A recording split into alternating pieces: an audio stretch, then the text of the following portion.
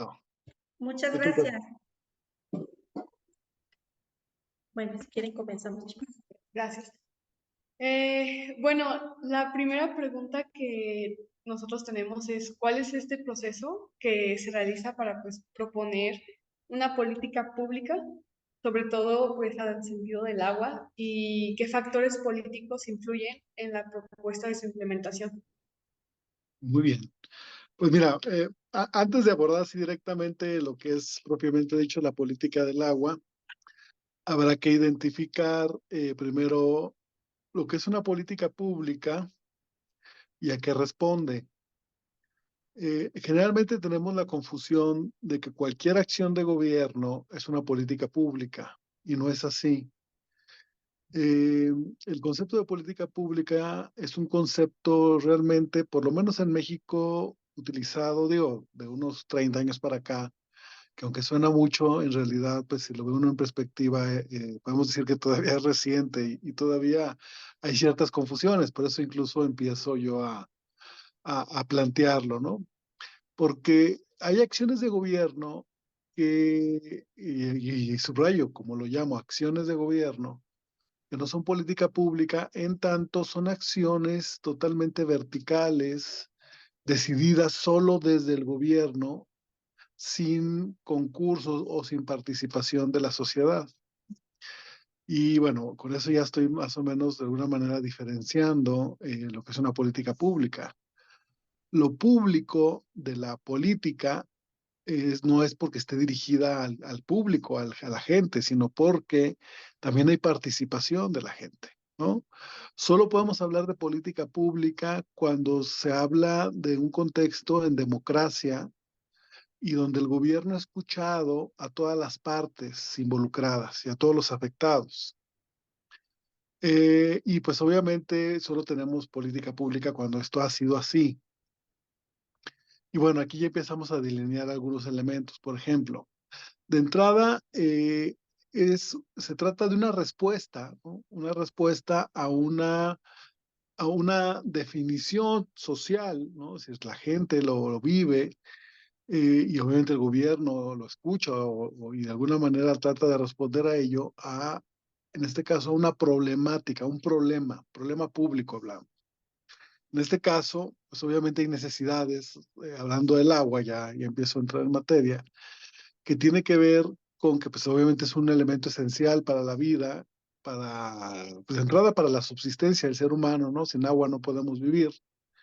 Pero además el agua obviamente es un elemento esencial para la economía, para producir como bien, como parte de la producción, pues, o de los bienes naturales que nos ayudan de alguna manera a que la economía funcione, pues, ¿no? Pongámoslo en esos términos. Entonces, obviamente, la sociedad empieza a percibir esto como un problema cuando, sobre todo, identifica que hay escasez, ¿no? Es decir, cuando no es suficiente el agua primero para vivir, es decir, para consumo humano, y después para producir, ¿no? Por ejemplo. Pero el problema es complejo, pues no es solo eso y no podemos decir que solo en zonas desérticas o con escasez, como las aguas calientes, hay el problema. Ahorita me explico. Pero bueno, regresando un poco para terminar la idea de la política pública. De entrada, una política pública, insisto, es una respuesta a una problemática socialmente reconocida, ¿no? O sea, la gente vive el problema y exige que alguien haga algo. En este caso, pues el gobierno. Entonces, de entrada, eso es un proceso social que está ahí, pero también nos ayuda a identificar una primera fase de la política pública, que es entender el problema, entender la problemática. Eso se le llama estructurar el problema, es decir, entender las causas del problema, ¿no? Entonces es una primera idea y una primera característica también de la política pública, que es una política, que es una acción estructurada, es decir, responde a un diagnóstico y responde a un entendimiento de lo que es el problema, Eso es un primer rasgo de la política pública. O sea, hay un diagnóstico serio, con conocimiento, con datos, con apoyo de la ciencia, ¿no? De las ciencias duras, de la geología, de la hidrogeología, de la ingeniería civil, de la biología, ¿no? De la meteorología y de las ciencias sociales, porque también obviamente el tema tiene una dimensión social, ¿no? De distribución desigual, ¿no? Entre pobres, ricos, entre acaparación de agua, es decir, también hay una dimensión social, no solo física del problema, ¿no? Pero bueno, subrayo esta primera característica. Y entonces se diseña una acción, una acción en función de ese diagnóstico, es decir, que trata de atacar esas causas. Eso nos lleva a la segunda característica de una política pública, que es su sistematicidad, es sistemática, ¿no? Está sistematizada en tiempos, en recursos, ¿no? En acciones, en cómo van, ¿no? Cómo se van a estructurar estas, ¿no? Para entender, para atender las causas del problema. Entonces ahí tenemos una segunda característica. Una tercera es de lo que ya venía hablando hace rato y que tiene que ver con que es democrática, es decir, involucra a todos los interesados, ¿sí? Eso es como se le llama, ¿no? Y hablé de algunos, ¿no? Como los especialistas, los científicos, los especialistas pueden ser académicos o pueden ser funcionarios con experiencia, ¿no?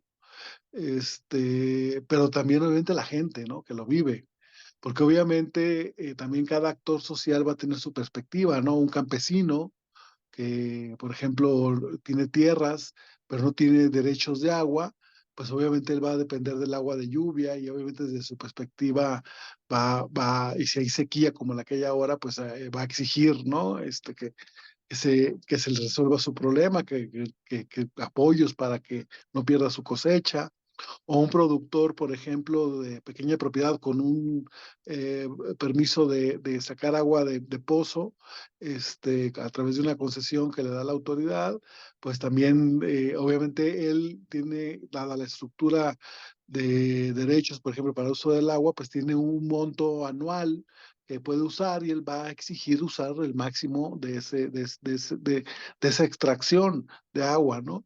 Pero es diferente lo que los ciudadanos, por ejemplo, que vivimos en ciudades o en el propio campo también en comunidades, vamos a exigir con respecto al agua de la cual vivimos para consumo diario, ¿no? Para bañarnos, para lavar trastes, para nuestro aseo personal.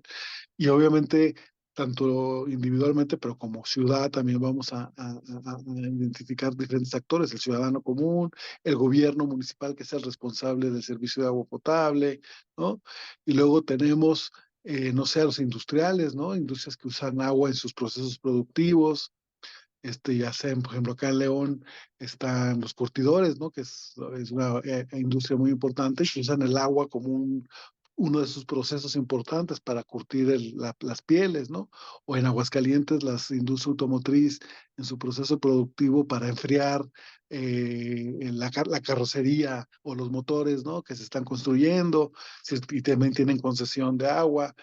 Y luego, pues también tenemos, no sé, otro tipo de industria, quizá, no sé, los hoteleros, ¿no? O los que lavan carros, o sea, el uso comercial del agua. Es decir, si te fijas, que cada uno va a tener su perspectiva y va a defender el agua de acuerdo a su visión y a su perspectiva, ¿no?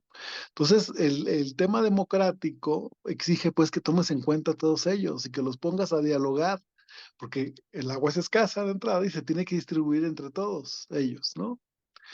Y luego, una última característica de la política pública es que es duradera en el tiempo, no es de ensayo y error, o no es de reinvención cada 3 años, que hay un gobierno municipal nuevo, un gobierno estatal cada 6 o a nivel federal.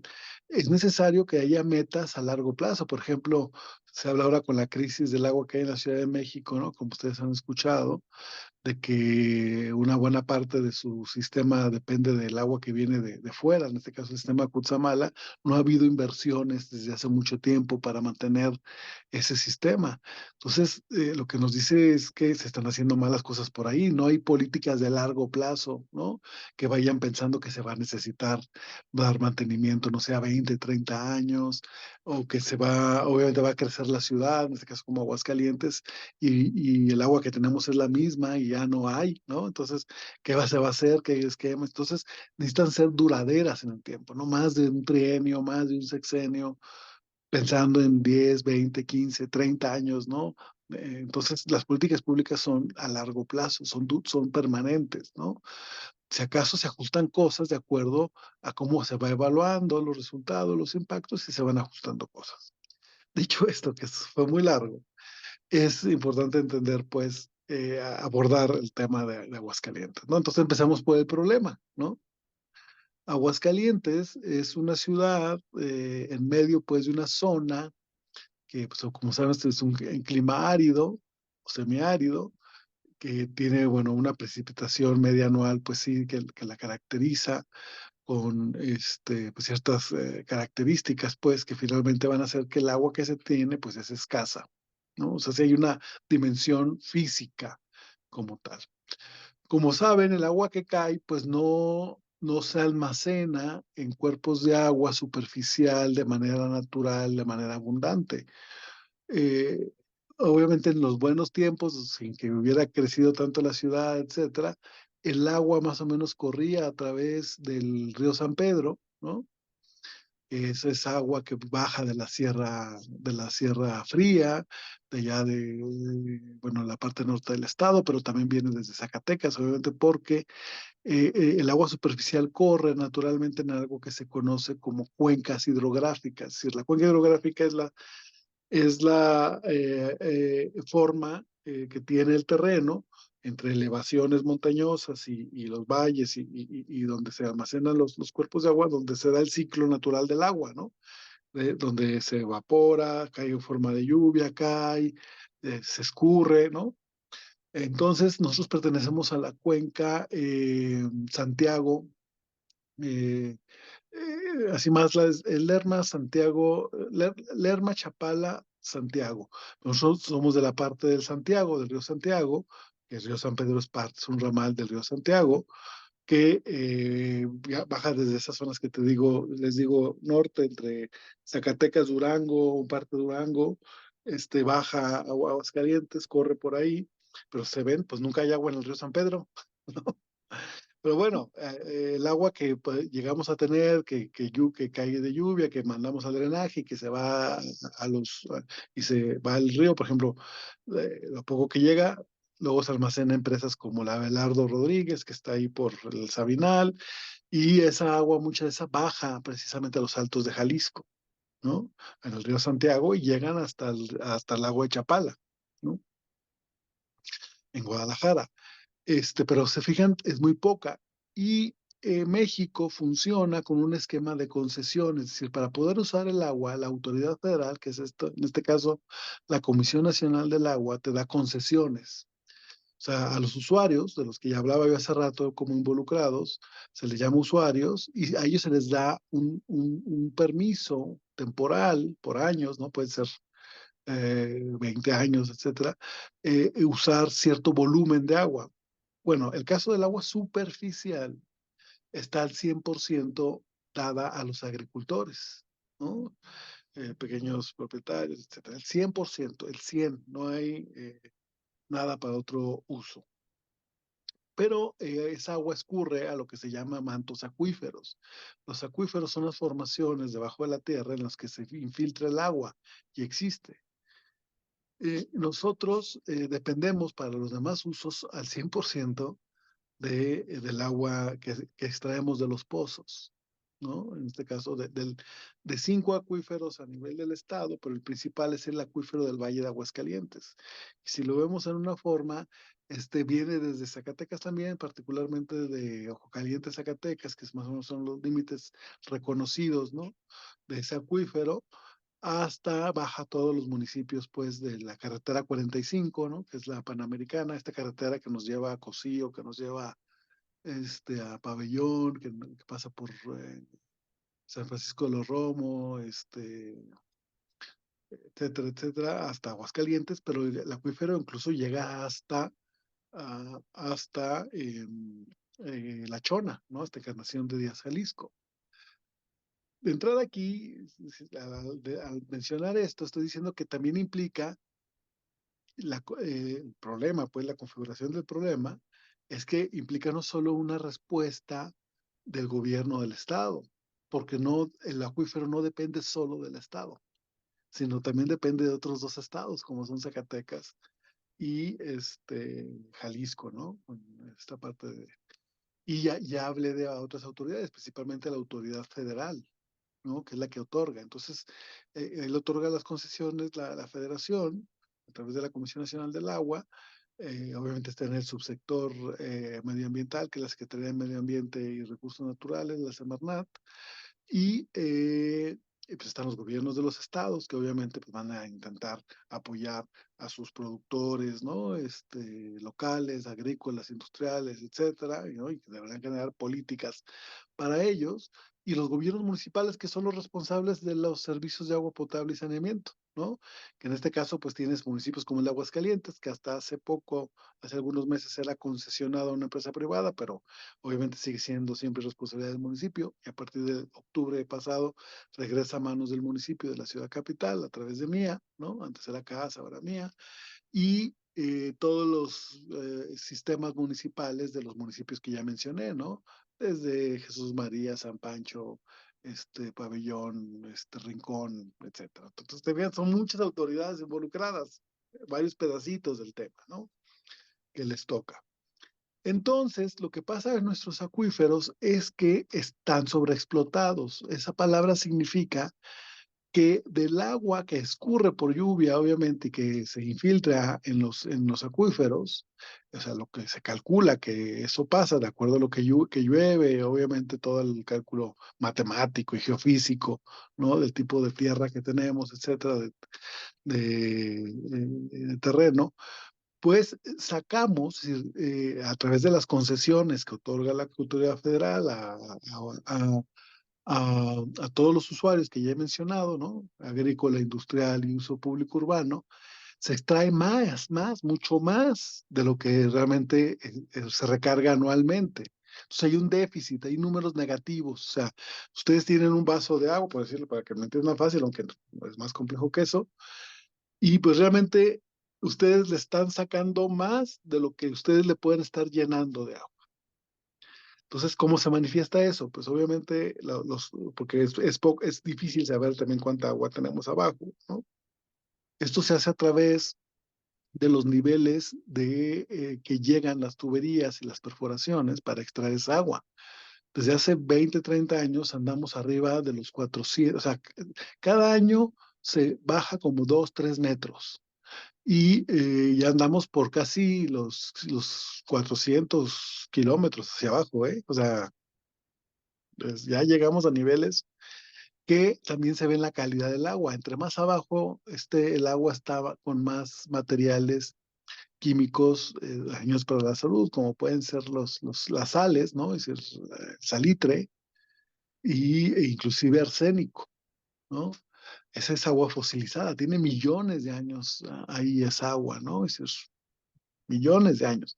Porque obviamente el agua que cae no es que la que recién te estás tomando hoy es la que llovió la temporada pasada, no. Fue la que entró porque obviamente hay un proceso de infiltración, etcétera, ¿no? Que la pone disponible en donde se puede extraer. Entonces nosotros tenemos datos negativos preocupantes de los 105 acuíferos a nivel nacional más sobreexplotados o que tienen sobreexplotados. Aguascalientes está ahí, está entre los primeros 3, 4, ¿no? Acuíferos que tienen en términos de relación, pues, de negativos, eso es lo preocupante, ¿no? Obviamente no nos está pasando lo que está diciendo esto del día cero, que está pasando en la Ciudad de México, porque nosotros no dependemos de agua superficial, como ellos sí, o sea, el 30% de lo que ellos consumen depende de este sistema superficial de agua, ¿no? Del sistema Cutzamala. O lo que pasó en Monterrey hace 2 años, ¿no? Que también se quedó sin agua, porque ellos sí, 100% del agua que consumen en su ciudad depende de presas, ¿no? Que hay alrededor de la ciudad, y que obviamente al no llover, eh, pues se da la situación, ¿no? Acá en León tenemos el problema, por ejemplo, ahorita con la presa, el Palote se llama, y que también está al 10% de su capacidad, ¿no? Pero bueno, el tema es que no lo vemos, ¿no? Porque o sea, seguimos teniendo agua del subsuelo. El tema es ese, que no sabemos cuándo se va a acabar, ¿no? Y pues, el tema es que el agua con esa calidad de la que estamos hablando, por salitre o arsénico u otros químicos, pues requiere mayor tratamiento para ser potable, que lo cual lo hace más cara. Entonces el problema que tiene Aguascalientes es ese, ¿no?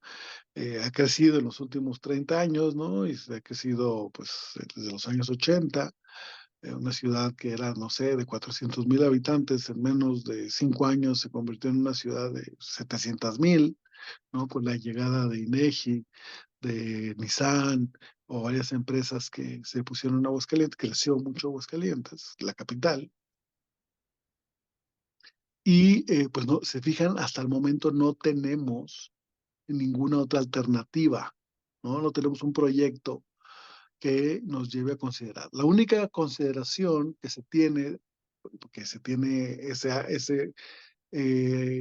esa agua almacenada de alguna manera, que es la presa Calles, ¿no? La presa Calles es esta presa que está ahí en el pabellón de Arteaga, que es perteneciente al llamado Distrito de Riego 01, en pabellón, que esa agua al 100% está destinada a la agricultura, ¿no? Al 100%.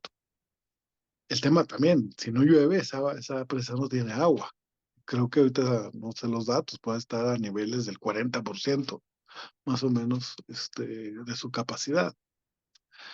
Entonces, Aguascalientes no ha pensado en algún proyecto alternativo para traer. Obviamente, entre los especialistas hay una crítica a decir que esos proyectos, por ejemplo, hacer presas, obviamente siempre se ve como la solución, pero en realidad la verdad es que sí generan muchos problemas. Aparte de costosas, ¿no? Obviamente eso hace e invita a que participen otros inversionistas como el sector privado. El tema es que obviamente que el esquema ahí en peligro peligro entre comillas, es que se invita a que también luego operen los sistemas que se crean, pues empresas privadas que pues, obviamente pueden ver esto más como un negocio que otra cosa, ¿no? Entonces, obviamente aquí es donde entra la consideración sobre el agua, la importancia del agua, ¿no? Es decir, eh, primero como derecho humano, que es un concepto también, no crean que es tan nuevo, ¿no? Apenas nuestra Constitución lo reconoce a partir del 2012, que debe ser prioritario, en conjunción con el agua para el medio ambiente, ¿no? Es decir, agua para mantener los ecosistemas, ¿no? No es que nos pongamos en términos, pues, así ingenuos y decir, nos toca cuidar los arbolitos y nos toca cuidar los pajaritos, no, no. Todo eso es vital para la vida, ¿no? Para poder tener todos los demás sistemas. Entonces, el agua para el ambiente es importantísimo, también garantizarla. Y después, obviamente, también el crecimiento económico, ¿no? El tema es que luego lo ponemos al revés. Primero el crecimiento económico y luego las demás necesidades, ¿no? Entonces, el problema ese que tiene Aguascalientes hasta ahorita es ese. O sea, no es si lo maneja una empresa privada o no, por ejemplo, con toda la discusión que tuvimos sobre si era mejor Casa o la empresa privada, ¿no? O Veolia, ¿no? O el gobierno. El tema creo que nos perdemos en una discusión vana en eso, cuando en realidad nuestro problema es cómo aseguramos agua para el futuro, ¿no? Con qué inversiones, con qué políticas, ¿no? Y como ven, no es una responsabilidad de una sola autoridad, requiere que se involucren las tres autoridades, ¿no? A eso se le llama, pues, problemas complejos, ¿no? Y que requiere, pues, obviamente, toda una metodología y forma de trabajo que garantice que participan todos los actores involucrados, gubernamentales y no gubernamentales, o sea, es decir, de la sociedad, para que asegurar las mejores soluciones, ¿no? Y bueno, en Aguascalientes, por lo menos en este momento, seguimos teniendo un gran pendiente con eso, ¿no? O sea, se han hecho cosas, por ejemplo, se ha tratado de eficientizar el agua que se riega a través del sitio de riego, pues de la presa Calle, se ha metido muchísimo dinero para ello. El problema es que el efecto que ha tenido eso es que los agricultores, lejos de dejar agua, de extraer agua de pozo, ¿no? Para poderlas, que se quede en el acuífero y mantenerlo equilibrado, más bien lo que ha hecho es expandir la frontera agrícola, ¿no? O es decir, los agricultores quieren sembrar más espacios, ¿no? Porque tienen más agua. O sea, no ha habido un cambio en el esquema de concesión, ¿no? De, obviamente, el ahorro, pasarle esas concesiones, no sea al uso público urbano, es decir, pasar, porque, fíjense, del todos los usos, tanto superficial como agrícola, perdón, como de los acuíferos, el 70% del agua se la lleva la agricultura, el 70, el 75%, ¿no?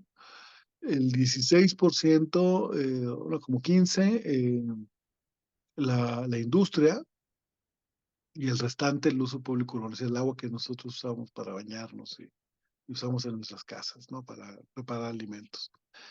Entonces, obviamente, donde hay que hacer mucho, o sea, en todos los usos hay que hacer, ¿no? Si nosotros tenemos responsabilidad en nuestras casas, cuidar el agua, pero principalmente tenemos que hacer algo con la agricultura, es decir, tenemos costumbres, por ejemplo, o sea, los agricultores de sembrar, por ejemplo, con tecnología que, pues obviamente que usa mucha agua, ¿no? O sea, por ejemplo, el rodado es inundar los campos de agua, ¿no? Dejar que el agua corra y que vaya por los surcos. Esa técnica, pues obviamente es, pues gasta mucha agua. Se necesita, por ejemplo, tecnificar el agua, riego por goteo, etcétera. Se necesita para eso. También luego usamos, se siembran productos que usan mucha agua, ¿no? El tema es que mucha de esa agua se usa para productos que se van a exportar, ¿no? Como fresas, como, no sé, algunas hortalizas, alfalfa. Estamos pegados en Aguascalientes y bueno, acá también en Guanajuato es el mismo fenómeno, junto a la cuenca, la segunda cuenca lechera más grande, segunda más grande de México, después de la laguna, que es los Altos de Jalisco. Entonces, todas las vacas que hay en los Altos de Jalisco, pues obviamente hay una alta demanda de forraje, ¿no? De alfalfa, etcétera. Entonces, los productores están muy incentivados en, en trabajar, en sembrar alfalfa, porque la venden fácil y la venden pues no tan, y la transportan no tan difícil para llevarlas allá a los Altos de Jalisco, ¿no? Por ejemplo. Entonces se necesitan políticas en varios niveles, o sea, no es solo un tema de inversión y de infraestructura, sino también en cambio de patrones de consumo, ¿no? Y si hay dos perspectivas, la que quiere hacer más presas y más tuberías, etcétera, que es la llamada política orientada a la oferta, es decir, a tener más agua, a ofrecer más agua a los usuarios, o aquella política dedicada a ajustar la demanda, es decir, a que nos ajustemos al agua que tenemos, ¿no? Pareciera que esta segunda es la más sustentable, pero a veces los intereses económicos no permiten que eso avance, ¿no? Entonces, bueno, y así yo plantearía el problema con algunas, pues, líneas, se fijan, de solución que se van delineando en términos generales, ¿no? No sé si tengan más preguntas. Digo, a lo mejor yo me adelanté algunas, pero ustedes díganme. Pues, ¿Eh? ah, pues muy interesante lo que nos está contando, la verdad es que sí, y nos va a servir mucho. En el entendido que el acceso al agua es un derecho universal, ¿cuál es, en su opinión, el papel que el Estado debe asumir en gestión al agua potable? Ya. Pues bueno, aquí esta pregunta es muy específica. O sea, ya había hablado yo del derecho humano al agua, bueno, prácticamente es un derecho universal, que también mundialmente, y bueno, hoy estamos en el Día Mundial del Agua, ¿no? Curiosamente, tiene poco que se consagró, pues, por la ONU, consiguió un consenso para hacerlo, pues, especialmente porque siempre ha habido mucha resistencia. por parte de los gobiernos e intereses económicos para que eso quede plasmado en las constituciones, porque obliga precisamente a los gobiernos a responder. Entonces, pero bueno, ya está en nuestra constitución a partir de 2012, pero no tenemos una ley general de aguas que lo, que nos diga cómo hacerlo, ¿no? Cómo hacerlo a todos las autoridades. Entonces tenemos ese pendiente. Necesitamos una ley general de aguas que nos diga, y bueno, en particular todo un apartado o una norma derivada de esa ley general, de cómo, sobre todo los gobiernos municipales, deben cumplir y pueden cumplir con esa responsabilidad, ¿no? Los gobiernos municipales, también consagrado constitucionalmente en el artículo 115, son los responsables de otorgar ese servicio. Pero obviamente, efectivamente, aquí hay todo un debate acerca de qué significa ese servicio, ¿no? Obviamente el agua, como está, naturalmente, pues sí es gratis, pero el tema es que hay costos para llevarlo hasta tu casa, ¿no? La infraestructura tiene un costo y obviamente su mantenimiento aún más. Entonces, el tema o sea, por ejemplo, el derecho humano al agua dice que debe haber ciertas características como su asequibilidad, es decir, la capacidad de acceder. Pero eso significa que el costo, no quiere decir que debe ser gratis, no debe comprometer tus finanzas o tu modo de vida en términos de subsistencia, ¿no? Dicen que, por ejemplo, ya en términos operacionales, el costo del agua no debe ser superior de lo que pagas tú por el agua del 30% de lo que ganas, ¿no? Y obviamente también se requiere un mínimo indispensable. Se habla, hay un debate, pero bueno, hay cada vez más consenso entre, bueno, porque no sé, se ha dicho que cuánto necesita una persona para vivir diariamente, ¿no? Unos dicen que 50 litros al día, otros dicen que 100. Entonces, bueno, está el debate. Vámonos a la baja y vamos a 50, 60. ¿Cómo garantizas esos 50 litros diarios de agua a la población, ¿no?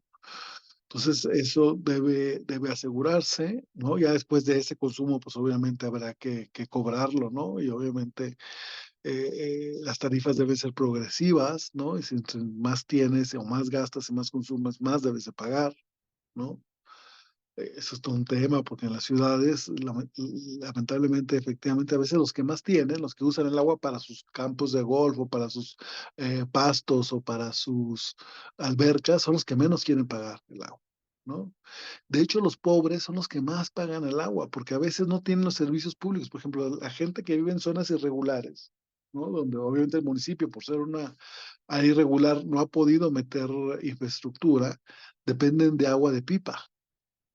Pero el agua de pipa, aparte que no está bien regulado, porque obviamente es agua que no sabemos su, su origen, ¿no? Y su calidad, eh, acaban pagando los que consumen agua de pipa más que lo que nosotros pagamos en nuestra cuenta regular de la tarifa que nos cobra el organismo operador, ¿no? A través de nuestra tarifa, pues de nuestra cuenta, ¿no? De que nos llega mes con mes, ¿no? Acaban pagando ellos más que lo que realmente luego pagamos, ¿no? Hay esa situación.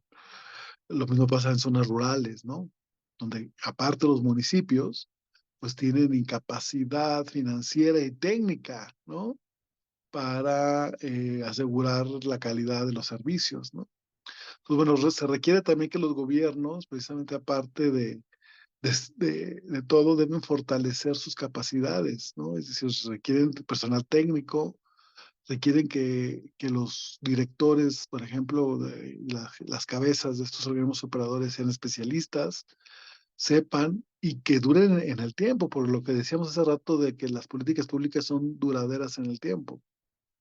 Entonces requiere que no cambien con que hay cambio de presidencia municipal, por ejemplo, ¿no?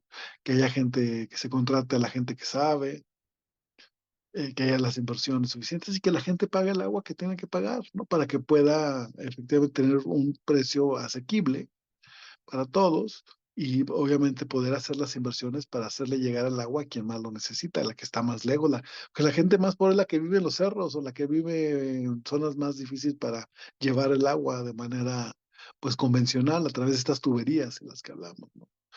necesita obviamente trabajar mucho con la gente para organizarla, para una cultura del agua, etcétera. Entonces, por ahí va también todo lo que tiene que hacer la autoridad.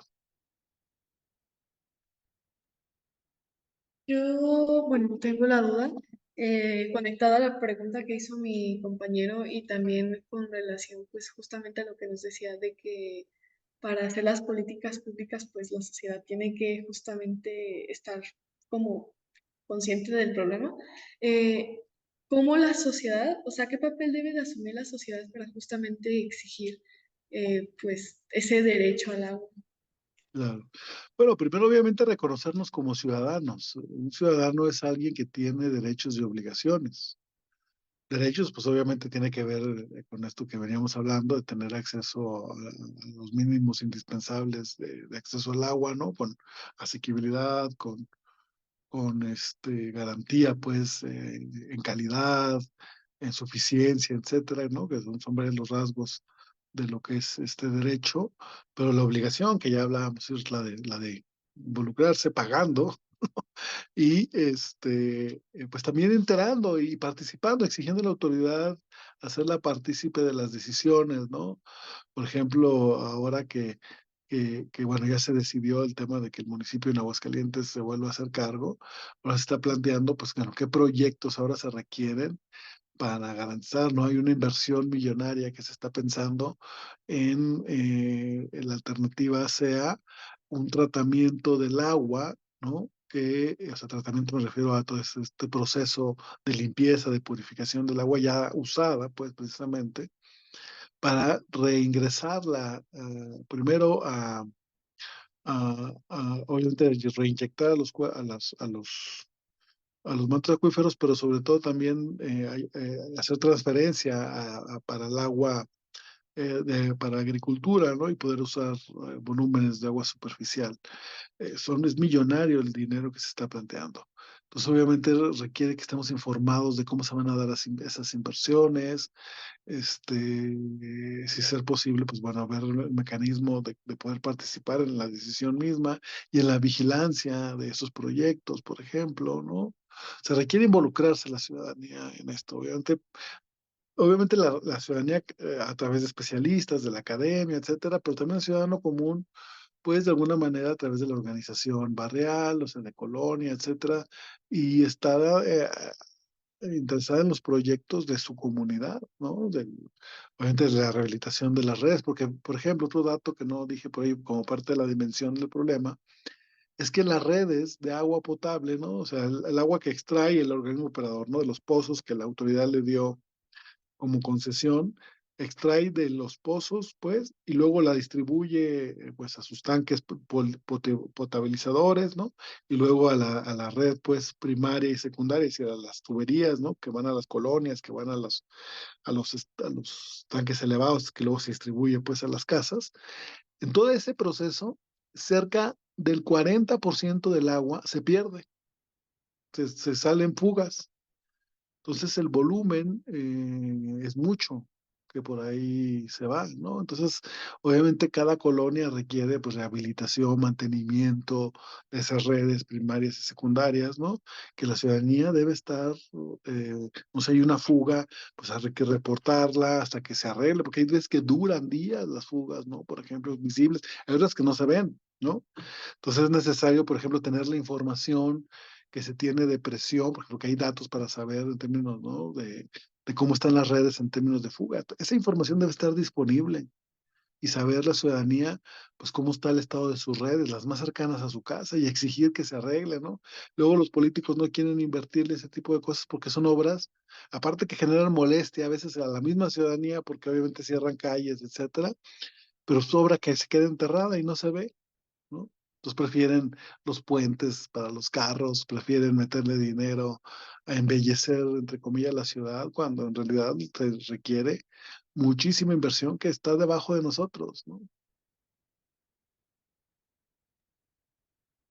Bueno, muy, muy interesante. Veo que el tema también viene justamente con esta distribución, ¿no? Y pues creo que si entendí bien las concesiones, sí, o sea, es como la cantidad de agua asignada que puede usar como cada sector, por así decirlo. Así es. ¿Cómo se establecen esas concesiones? O sea, ¿se van adaptando conforme el tiempo o podría abordar un poco más el tema? Fíjate que esto es muy interesante, muy importante lo que acabas de preguntar. Fíjate que la forma de otorgar, pues obviamente no hay una sistematización que permita la adaptación a circunstancias cambiantes. La verdad es que no. Las concesiones, en realidad, nuestro esquema, aunque bueno, podemos decir que el agua es de la nación, como dice el artículo 27 constitucional, lo cierto es que a través de estas concesiones que existen, así como están actualmente desde el año 92 para acá, desde el año 1992 con la Ley de Aguas Nacionales, es muy difícil que cambien los montos de agua para cada uso, porque realmente la autoridad no tiene una restricción real de cómo otorgar esas cosas, salvo que solo su única restricción es pues el dato de disponibilidad, es decir, no hay cuencas como la Santiago en términos de agua superficial o nuestro acuífero del Valle de Aguascalientes que están sobreexplotados, o sea, que están sobreconcesionados, entonces ya están vedados, es decir, ya no hay nuevas concesiones. Pero los que las tienen, pues obviamente sacan los volúmenes que les otorgaron originalmente, anualmente, y no se ajustan a lo que cambia de disponibilidad año con año, ¿no? No hay no hay mecanismos de ajuste. Por ejemplo, precisamente con el caso Monterrey hace 2 años, el presidente planteaba que así que decía, por autoridad y por esta idea de interés general de la nación, podía quitarle o restringirle las concesiones a la industria, ¿no? Para que obviamente fueran esos volúmenes pasados a la ciudad, cosa que lamentablemente de manera legal pues no era posible. O sea, los empresarios podían ampararse porque en realidad no existe un mecanismo para poder restringir en ciertas situaciones el consumo a los que tienen el agua. Ha habido un proceso de acaparamiento, sobre todo hay grandes industriales agrícolas, pero saben que también actores constructores de vivienda en las ciudades han estado acumulando derechos, han estado comprándole, ¿no? A los usuarios sus derechos, usuarios agrícolas, ¿no? Porque obviamente la ciudad crece, la frontera entre ciudad y campo, pues obviamente va avanzando la ciudad, entonces sus derechos lo compran los desarrolladores urbanos y ha habido un proceso de acumulación, ¿no? Por ejemplo, en Aguascalientes hay un fenómeno las colonias nuevas, sobre todo de clase media, media alta, que han crecido en Aguascalientes, ¿no? Hace que, no sé si alguien de ustedes viva en alguna colonia de estas, pero el servicio no lo presta el municipio, lo presta el desarrollador urbano, lo cual está generando, pues obviamente, pues muchas inequidades. De entrada, ineficiencias, ¿no? Hay muchos problemas con esas colonias que luego no se ponen de acuerdo con el desarrollador, ¿no? No hay forma de reclamar, ¿no? Y ellos están acumulando derechos, ¿no? Por ahí hay un reportaje muy interesante que está ahí no recuerdo que la página, pero se llama Los Dueños del Agua, por ahí pueden googlearlo y está por estado y pueden ver quién ha acumulado más derechos en los últimos años y son desarrolladores urbanos, ¿no? Que es la que se han quedado con. Entonces, en la realidad esas concesiones trabajan como si fueran no concesiones, sino derechos de propiedad, ¿no? O sea, como si es agua fuera de la gente, ¿no? De esos propietarios. Entonces, sí hay un esquema pues muy restringido pues, sí, con muchas restricciones para poder regular y demás, o sea, porque se habla en términos pues de lo que debiera ser una gestión adaptativa, es el concepto, ¿no? Es decir, adaptar a las situaciones, ¿no? De crisis climática, de cambio, de escasez, ¿no? Y poder decidir, obviamente, una distribución distinta, dando prioridad precisamente al agua como derecho humano, ¿no? Para el consumo de las personas, para el medio ambiente que ya les hablaba, y luego para las demás actividades económicas, ¿no? Como tal. Entonces, sí, Sí. efectivamente es muy complicado por ahí. ¿Vas a seguir con Pues puedo hacer una pequeña pregunta antes de respecto a eso. Solo para ya cerrar con el tema de las concesiones, yo tengo una duda. ¿Se acuerda que nos dijo los porcentajes, no? Tal porcentaje designado a agricultura, tal a industria, tal... ajá. Eh, ya, esos porcentajes están designados. Digamos que una empresa quisiera llegar aquí a Aguascalientes. ¿Qué sucede con la concesión? ¿Se une a ese como porcentaje o es que eso no entiendo? O sea, es como el Sí, cachito de agua para industria y de ahí ya claro. se... Sí, efectivamente, en estas zonas, ¿qué acaba pasando? Por ejemplo, en Aguascalientes, si se quiere venir una nueva industria, generalmente, obviamente, el Estado, por ejemplo, para poder asegurar esa inversión, le asegura, obviamente, derechos de agua a través de, pues, esa transferencia, ¿no? Busca derechos que quizá, por ejemplo, pozos cancelados o porque lo que sí debe hacer cada usuario de agua con concesión es determinado tiempo renovar la concesión y si no hace el trámite, pues se pierde, ¿no? Y sí pasa, ¿no? Si llega a pasar. Entonces, o sea, en realidad sí hay un mercado por ahí de agua, no tan bien regulado, pero en realidad ahí la autoridad le ayuda pues precisamente a conseguir agua de otros usos, ¿no? De otros usos que, bueno, que era, por ejemplo, ya sea todo del uso agrícola, que es lo que obviamente más tiene, pues sí, por ahí se pone de acuerdo con la autoridad federal, que es la que otorga las concesiones, y determina, bueno, cuántos no se han renovado, etcétera, y de ahí es donde más o menos le van como rascando, ¿no? Buscando. No está tan claro, debo hacer también,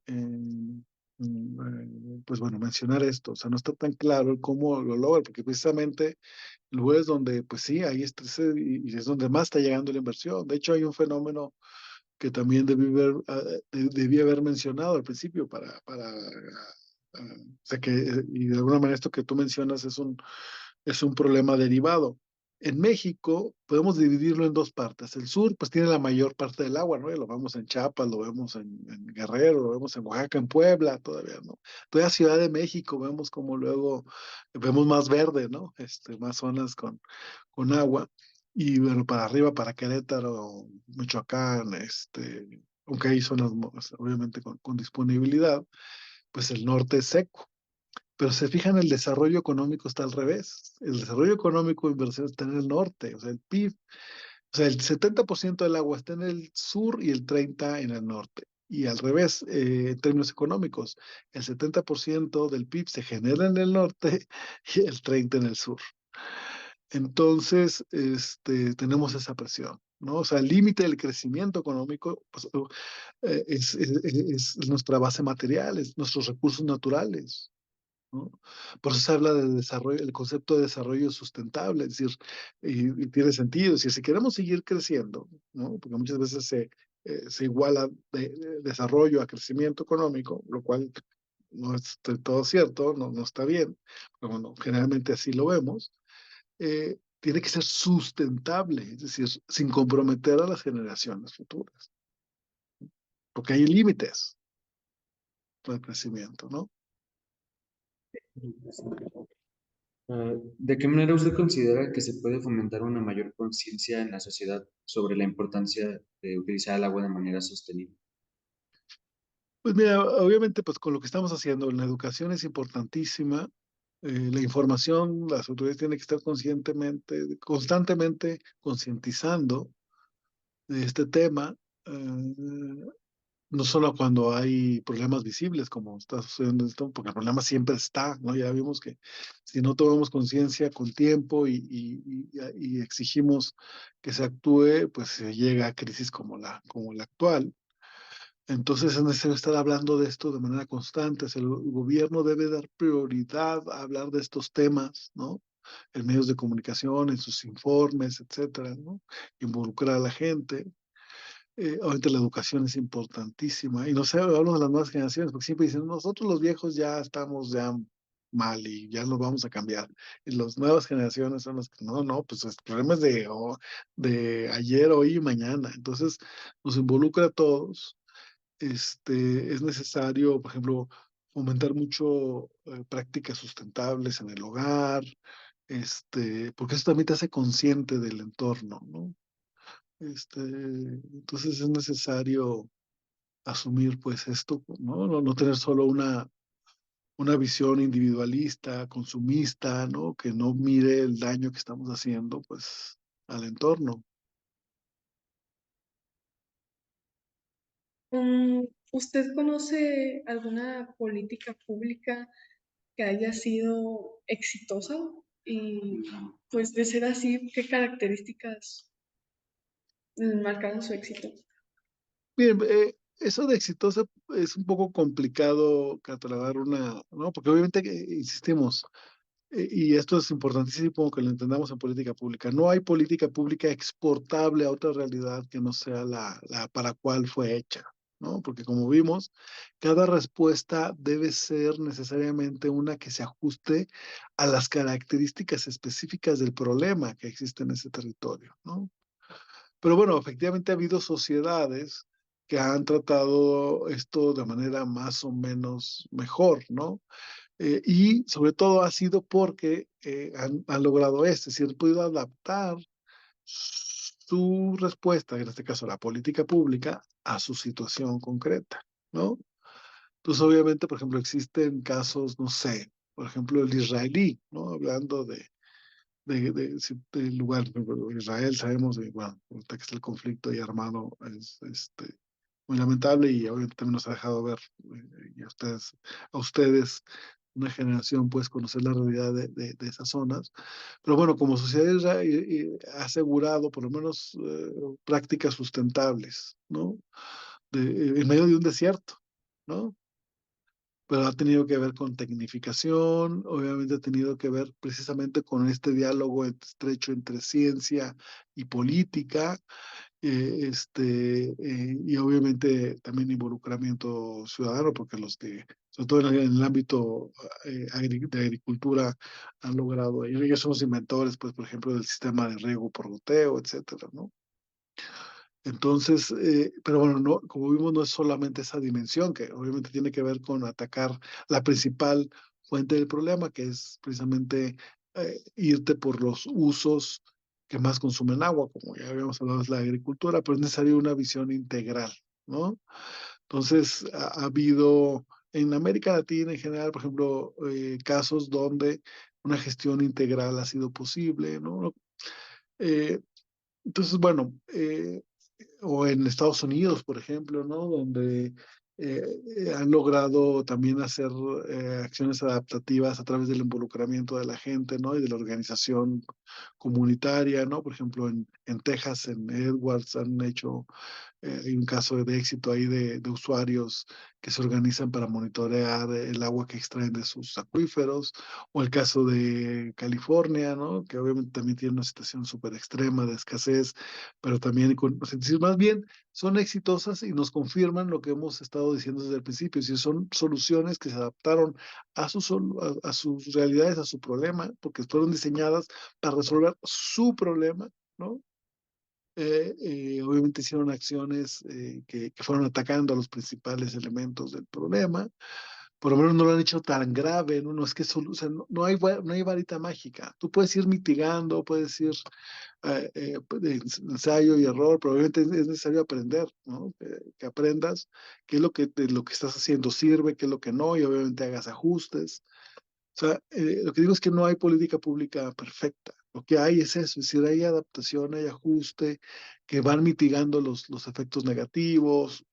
Eso es lo que hay, ¿no? En política pública también decimos que no es, a veces queremos el máximo resultado teniendo lo óptimo, pero en realidad siempre lo que obtenemos es lo satisfactorio, ¿no? Algo que más o menos nos pone de acuerdo a todos y más o menos va solucionando, ¿no? Y hay soluciones satisfactorias, no óptimas, ¿no? En cuanto a Aguascalientes, ¿usted conoce si hay una política pública en acción y si llega a ser satisfactoria? Oh, es que de hecho estamos en el problema porque no ha habido soluciones integrales. O sea, hay intentos, pero también debo decir que se han abandonado. Por ejemplo, el caso de la organización social de los usuarios a través de los comités técnicos de agua. Bueno, se supone que existe, pero no se ve que haya apoyo del gobierno al Comité Técnico de Agua Subterránea del Acuífero Interestatal Ojo Caliente, Aguascalientes, Encarnación. Por ejemplo, eso es importantísimo que volviera a funcionar, ¿no? Ahorita se tiene, les decía yo hace rato, el proyecto se presentó hace un par de meses, para lo que les decía es, el proyecto que se tiene para tener más agua disponible es un proyecto millonario de tratamiento de agua usada. Entonces ese apenas está como proyecto, no se me hace descabellado, yo creo que es buena solución, pero es necesario empezar a hablar de él y hacer, pero bueno, insisto, no son soluciones que van a solucionar todo el problema. Como ven, tiene muchas aristas, ¿no? Obviamente, por ejemplo, la solución de haber regresado el servicio de agua potable al municipio a través de MIA, la considero adecuada en términos generales, pero creo que se dejaron hacer muchas cosas y la decisión se tomó demasiado tarde. No hubo posibilidad de ajustarse lo suficiente, no es lo suficientemente transparente, su diseño de participación ciudadana es muy limitado todavía, es más legitimador y de alguna manera simula que hay participación ciudadana real. Entonces hay peligro obviamente de corrupción porque pues obviamente la decisión de quién es el director sigue siendo una prerrogativa del presidente municipal. Entonces, hay cosas que son buenas, pero se pueden ajustar, ¿no?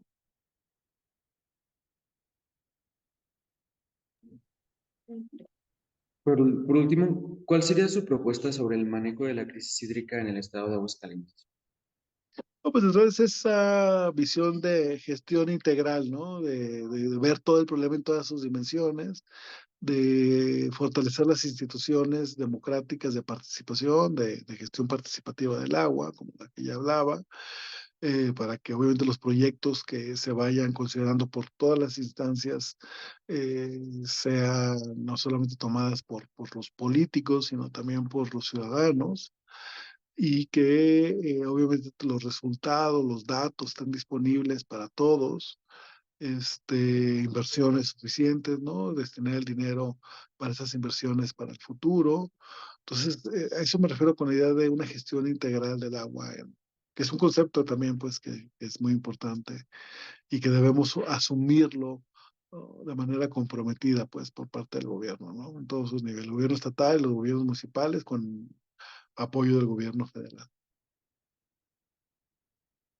No, pues bueno, Muchas muchas gracias gracias. por habernos platicado sobre todo esto, es muy interesante. Pues, wow, clarificó todo el panorama. ¿Verdad? Bueno, Gracias. Te agradecemos muchísimo, Alex. muy bien. Ahorita te mando la liga con la grabación. Ok, Muchas un gracias. gustazo saludarte. Hasta luego. Igualmente. Adiós. Fíjense.